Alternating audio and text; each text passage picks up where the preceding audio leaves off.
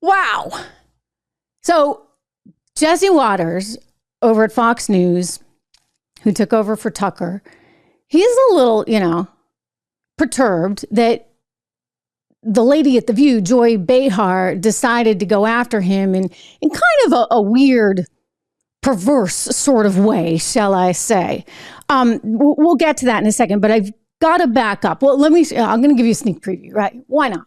I'll give you a sneak preview, but I got to back up and tell you why this is all happening. Last week on Primetime, we told you about the Gay Nutcracker.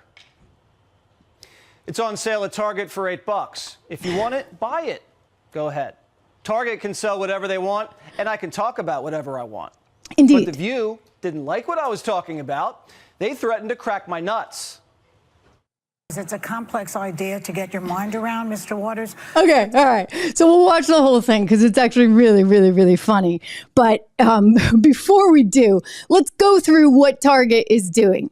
Quick reminder, everyone, if you have not subscribed to the channel, do me that favor. We've been just exploding with growth. It's thanks to you.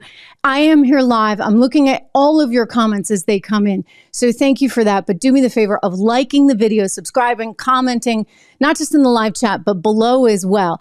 Here we go. Target somehow, didn't take enough pain with its whole Pride Month last June. It decided to repurpose things. Maybe they had some extra inventory hanging around. Repurpose things this Christmas. They are introducing, here you go, a Proud Santa. Proud Santa. $80 for those of you that would like one. $80. It's part of their new Pride line for Christmas. Hey, you know what? Like if you want to be proud and you want to celebrate that with Santa, you can do that. They also have a Proud Nutcracker. Yeah. I got to get a picture of that one for you guys. That is the one to see. Let me see if I can find that because, well, that kind of takes the cake, right? Can we find that? Oh, no, that's just Santa. More Santa. So we've got the Proud Santa, and then we've got, drum roll, the Proud Nutcracker. This is the Proud Nutcracker on sale right now at Target. I mean, it's kind of funny. But at the same time, you just say, oops, they did it again. How are people going to respond to the Proud Nutcracker or the Proud Santa? Or, well, then there's this is kind of interesting. And Jesse Waters pointed this one out on his show. Apparently they have a disabled Santa. Take a look. So Santa's in a wheelchair at Target now because, they want to be very inclusive. I believe that Santa is also black. Hey, you do you. Great. Let's see if we can get a closer shot here. Okay, so this is Target putting Santa in the wheelchair and changing his historical skin color. So whatever. All right, I'm going to ignore all that, right? We don't even have to get into whether you agree with any of this. I'm just going to say, because I've been a business reporter my entire career, and you know how much I care about markets, economics, capitalism.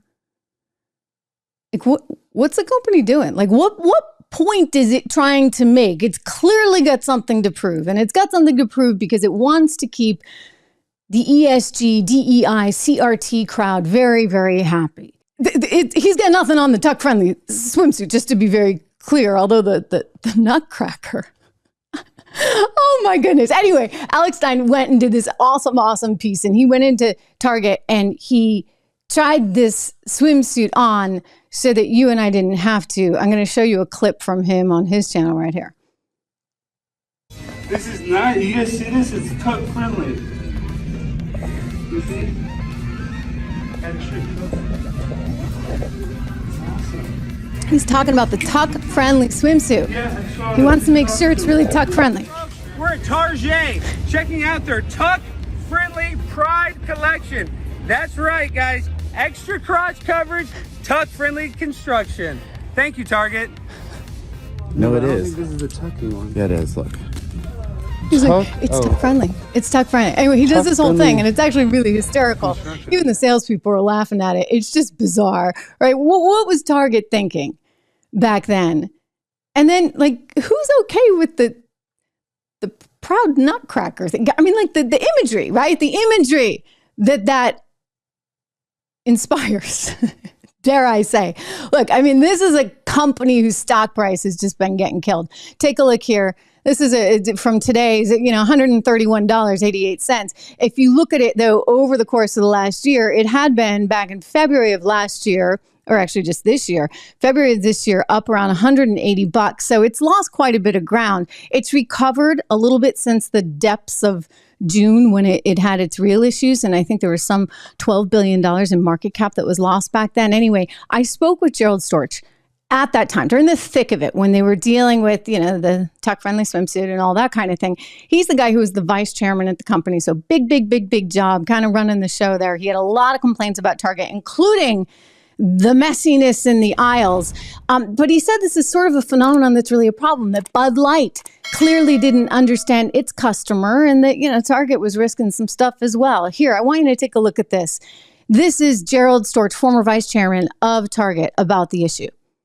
And so there's nothing wrong with trying to expand your audience. Just think about how you're doing that. And so what they did in the process was they offended their core audience. It appears a very way that has had more legs than I think a lot of people thought it might. It continues to this day. So that was a fundamental sort of almost, I hate to use it's almost like marketing malpractice. They weren't thoughtful about how they were going after their segments and how to do that overall. In the case of Target, Target has been offering Pride merchandise for a very long time and has been, like many retailers, an active supporter of Pride Month. And it's not just Target. Walmart has a big Pride display. So does Kohl's. So does Macy's. So does Penny's. Almost every retailer does this, and Target's been doing it for a long time. It feels like in this case, maybe they didn't vet the products quite as carefully as they had in the past, or as other retailers are doing, just to make sure they understood what was offensive to people and what wasn't. When you go there, do they typically vet them? I mean, I'm curious about that. Like, what would be the process? When you were there, you could vet every product. We have line reviews where you go through every product and you talk about them. And this, not just in this area, it could be in almost any area. You could say, well, that's a little too much.